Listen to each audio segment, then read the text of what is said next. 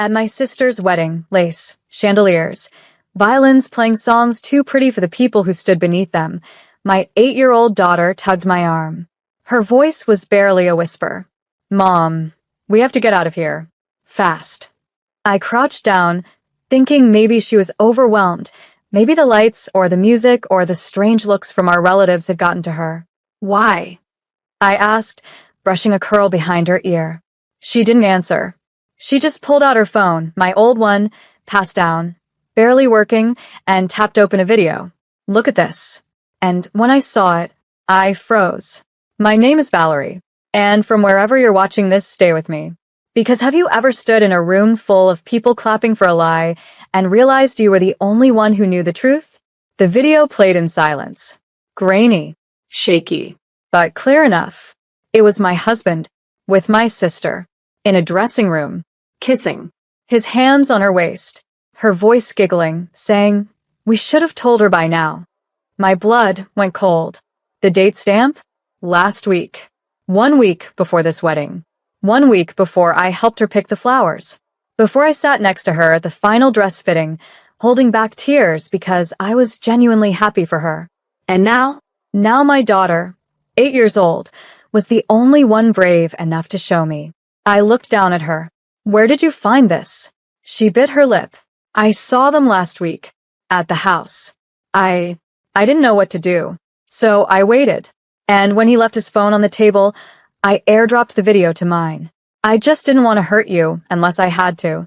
She was shaking. But I wasn't. Not anymore. Because in that moment, something ancient woke up in me. Not rage. Precision. I stood slowly, smoothed my dress, kissed my daughter's forehead. "Good," I whispered. "Now we go." Not to cry, to plan. Because they thought this would break me. But they forgot. You never betray a woman who taught her daughter to watch. And this time, they'd both learn what that really meant. I walked out of that ballroom like nothing happened. My daughter's tiny hand curled into mine. Her heart was pounding.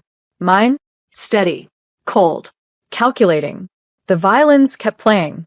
The crowd kept toasting. My sister stood at the altar, pretending to promise forever. And my husband? He sat in the front row, smug, polished, clapping like he hadn't already broken every vow he ever made to me. I didn't scream, didn't run, didn't faint, because this wasn't going to be a scene. It was going to be a symphony, and I was about to conduct the whole damn thing. We got in the car. I buckled my daughter in, handed her headphones, and said, "You were brave today. Now let mommy handle the rest." That night, I didn't sleep. I watched the video again. And again. I slowed it down, took screenshots, pulled metadata, everything I needed to turn this betrayal into evidence, and eventually into ashes. By morning, my husband noticed the shift. He walked into the kitchen, yawning like a man who didn't know he'd already lost everything. "Morning," he said. I poured coffee. "How was the wedding?" He blinked. "What do you mean?" "You were there." I smiled. "Just checking what version of the truth you remember." He squinted. "Everything okay?" I handed him the cup. Perfect. He kissed the top of my head like nothing was wrong. That's when I knew. He thought I was too soft to detonate anything. He thought loyalty made me blind. It didn't. It made me quiet. And that's worse. Later that day, I called my lawyer. Quietly filed papers under sealed notice. The house, in my name. The cars, all leased through my business. The accounts, I'd set up a secondary 1 month ago when I first felt that gut twist women are trained to ignore. But the best part? The prenup he forced me to sign? Null and void if infidelity could be proven. And now, it could. Not just hearsay. Footage. Footage captured by an 8-year-old girl who watched the world betray her mother and said, "No, not today." So no, I wasn't broken. I was arming myself. Because what they didn't realize, I wasn't the woman standing in the wreckage. I was the one pulling the detonator. He noticed the silence first. No arguments. No tears. No accusations. Just stillness. The kind of stillness that should have scared him, but didn't. Because men like him think destruction only comes with screaming. But I'd already started the demolition. That morning, I sent a copy of the video, watermarked, time-stamped, to my lawyer. Subject line: proof. Let's proceed. He responded within 10 minutes. This will hold up in court. Given the prenup clause, we're in control now. Control. Something he used to wrap around me like a leash. Now I wore it like armor. I spent the next day laying traps. Revoked access to the business credit card. Flagged joint accounts. Transferred ownership of my company's tech assets to a holding LLC, one he didn't know existed. He came home late that night. Loosened tie, wine on his breath, arrogance in his shoulders. "You've been quiet," he said, dropping his keys into the dish by the door. "Everything okay?" I smiled. "Perfect." He nodded, satisfied. Walked into the living room. I followed with 2 glasses of wine. My hand steady. My heart not even racing. We sat. He turned on the TV. I reached for the remote and muted it. He looked at me. "What's up?" I opened my phone. Tapped the screen. Pressed play. There they were. Him. My sister. A kiss. A laugh. Her saying, "We should have told her by now." He froze. Didn't blink. Didn't breathe. Where did you get this?" he stammered. "Our daughter," I said. "The one you forgot could see." His hands trembled. "Val, wait, this isn't what it looks like." "Oh no." I cut him off. "It's exactly what it looks like. That's the problem." He leaned forward. "It was a mistake." "No," I said. "A mistake is forgetting an anniversary. You chose this. And now, so do I." I stood, walked to the hall, came back with a manila envelope, slid it across the coffee table. He opened it. Inside, the divorce papers. Filed, stamped, ironclad, and clipped to them, a letter revoking his power of attorney, business access, and joint benefits. His hands dropped. "You've been planning this," he whispered. "No," I said. "I've been watching. And while you were playing God with my life, I built an escape route you'll never follow." Then I turned and walked away because he didn't deserve a breakdown. He deserved to be erased. The next morning, my phone exploded, not with apologies, but with damage control. Texts from him. "Can we talk? Don't do this. I made a mistake. You're overreacting." And finally, the one that made me laugh out loud. "Let's be adults." Adults? Like the kind who sneak around with your sister while your daughter watches from a doorway? Like the kind who wear tuxedos to a wedding built on lies? I didn't reply. Instead, I drove to my lawyer's office and signed the final power transfer. By noon, he was locked out of everything: emails, accounts, even the building where we used to run our joint business.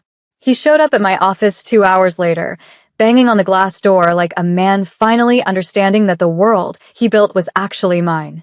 "Valerie, come on. Just let me explain." My assistant stared at him like he was a street performer in a suit. I walked to the door. Calm. Straight-backed. Quiet.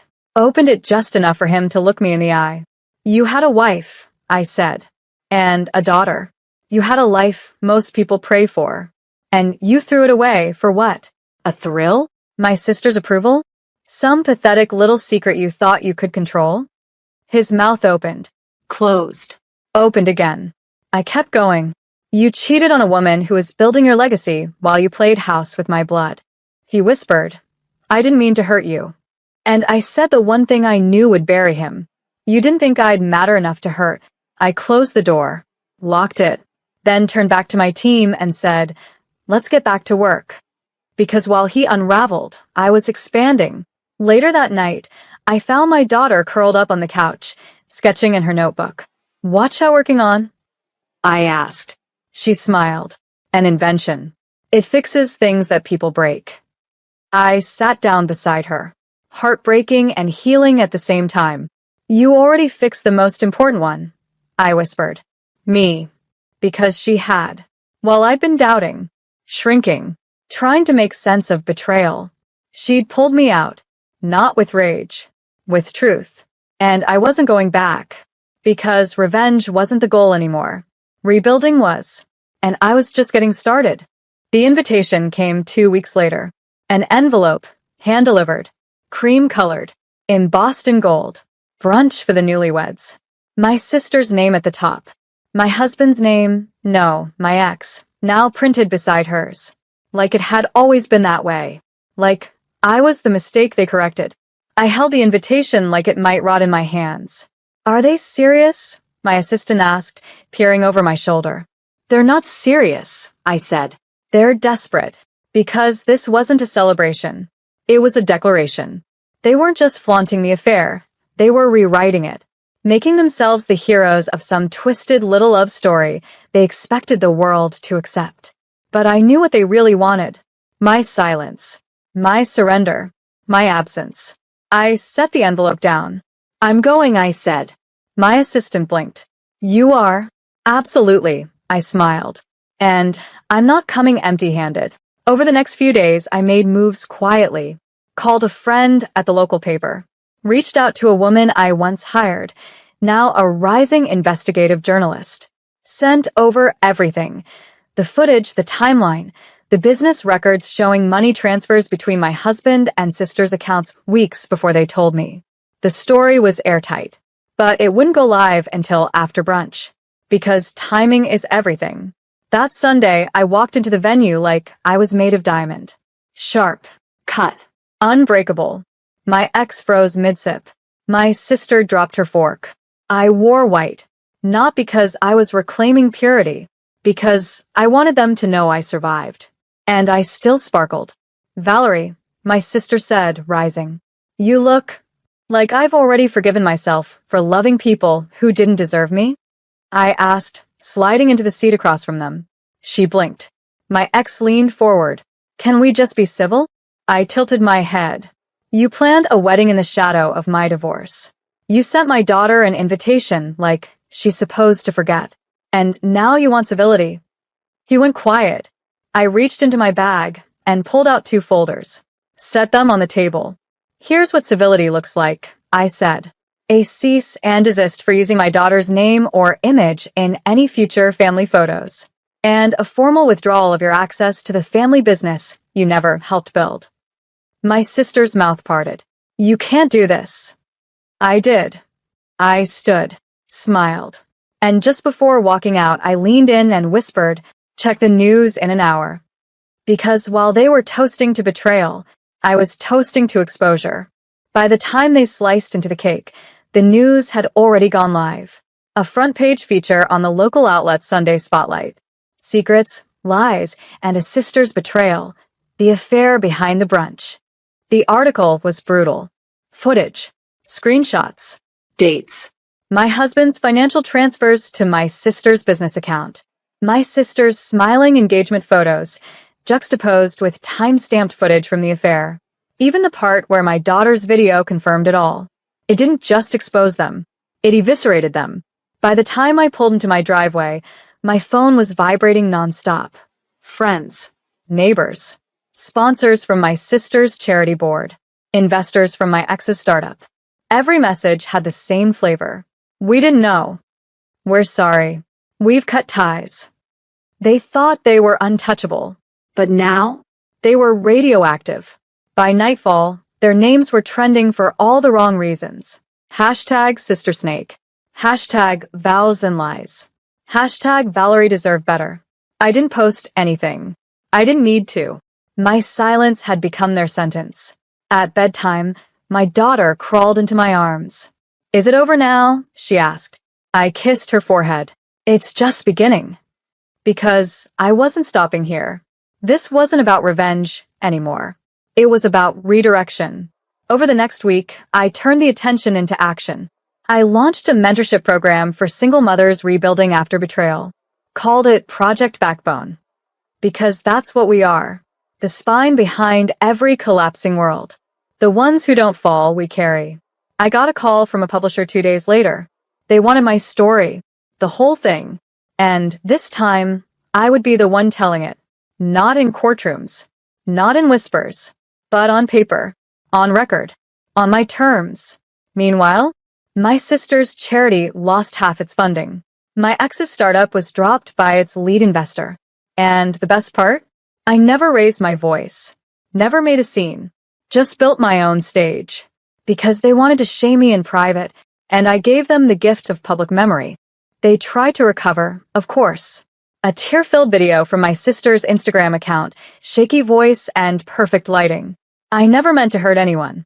Love is messy. Please be kind. The comments section wasn't kind. Neither was the board of directors at her nonprofit, who released a statement the same afternoon. Ms. Reynolds will be stepping down, effective immediately. As for my ex, he posted nothing. He just disappeared. His company removed his name from the website. His LinkedIn went dark. Even his gym revoked his featured member bio. He called twice that week. Left voicemails like they mattered. You got what you wanted. Can we stop now? You're better than this, Valerie. No. I'm just done being better for people who expect me to be small. I spent the week finalizing the first chapter of my book. The working title? Silent Fire. How I burned down their lives without raising my voice. It felt right, because I didn't scream. I exposed. I corrected.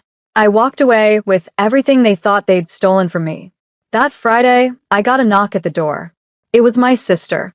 No cameras. No lipstick. No arrogance. Just her. Fragile. Tired. She held out a small box. This belonged to Mom, she said. I thought you should have it. I opened it slowly. Inside, a silver bracelet I hadn't seen since I was 16. Our mother's favorite. One she promised I'd inherit someday, then gave it away, without explanation. I looked at Hannah. Really looked. Tears welled in her eyes. I don't expect anything. I just wanted to say sorry. A real sorry. For everything. I nodded. You did destroy something. I know, she whispered. But I rebuilt it without you. She looked down. I believe that. Then she turned and walked away. And for the first time, she didn't look back. I closed the door gently. My daughter peeked around the hallway. Was that Aunt Hannah? I nodded. She say sorry? She did. Are you gonna forgive her? I thought about it. Then I said, I already did. But forgiveness doesn't mean return access. Because I wasn't bitter. I was better. And my peace? That was the part they never saw coming. The book hit shelves on a Tuesday. By Thursday, it was sold out. By Friday, the press was calling me the woman who rebuilt herself without burning the world down, just pulling out the floorboards. But the truth? I did burn it down. Every false promise. Every whispered betrayal. Every fake toast raised over a hollow lie. And in the ashes, I built a home for myself and my daughter. Solid, warm, untouchable. At the first official event for Project Backbone, I stood on stage in front of 300 women. Some carried divorce papers. Some carried babies. All of them carried scars. I looked out into the crowd and told the story, beginning to end. I told them how my daughter, just 8 years old, became the mirror no one could lie to. How silence isn't weakness. It's power under control. And how being betrayed by the people you love the most doesn't make you broken. It makes you dangerous. Because you stop asking for space. You start taking it. After the event, I found my daughter backstage, reading the program. You were so calm, she said. I smiled. I wasn't calm. I was clear. Is it really over now? She asked. I knelt down and held her face in my hands. It's not just over, I said. It's complete. And that night, as we walked home under city lights, hand in hand, I realized something. They thought this would destroy me, but all they did was force me to meet the version of myself I'd been avoiding. The version who doesn't shrink, who doesn't settle, who doesn't apologize for outgrowing the cage they tried to lock her in.